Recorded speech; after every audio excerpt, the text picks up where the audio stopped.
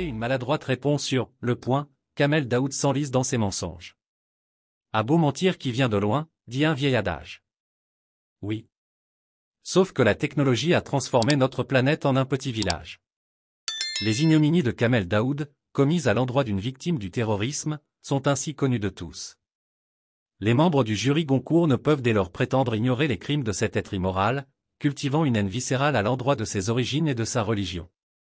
Parfaite incarnation du vil néocolonisé, Kamel Daoud est couché aux pieds de ceux qui le protègent et le portent au nu. Et c'est sur instruction de leur part qu'il a tenté ce mercredi sur son journal, Le Point, une sorte de réponse maladroite, mensongère et désastreuse aux gravissimes accusations qui pèsent sur ses épaules. Dans sa risible et pathétique réponse que Le Point n'assume pas, lui accordant juste une tribune, et non pas une chronique ou un éditorial, se démarquant ainsi discrètement de lui, il commet de grossiers et éhontés mensonges. Il prétend ne pas, vraiment, connaître Saada Harban, pourtant amie de son fils, à qui elle a appris à monter à cheval, et dont la psychiatre n'est autre que la seconde femme de ce sinistre individu. Harban a déjà témoigné pour dire que Kamel Daoud lui a proposé de le laisser écrire son histoire en échange de beaucoup d'argent. Car seul le tente le luxe et la luxure. Sa seconde femme, sachant que la première l'a fait condamner pour agression à l'arme blanche, a volé le dossier médical de sa patiente victime.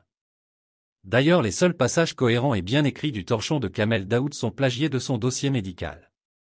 Kamel Daoud, dans sa puérile et maladroite défense, prétend que des victimes comme Saada Harban seraient légion. Sikh. Avec des tatouages sur l'épaule et la jambe? Et pratiquant à merveille l'équitation. Tatouage sur le gâteau, possédant aussi un salon de coiffure. Kamel Daoud, en cherchant à se défendre si maladroitement, s'est gravement enfoncé. Il a au passage commis un impardonnable impair en qualifiant maître Fatima Benbraham, avocate de Saada Harban, de « carnassière », dont il aura certainement à répondre, outre les 2 plaintes dont il fait déjà l'objet. À suivre.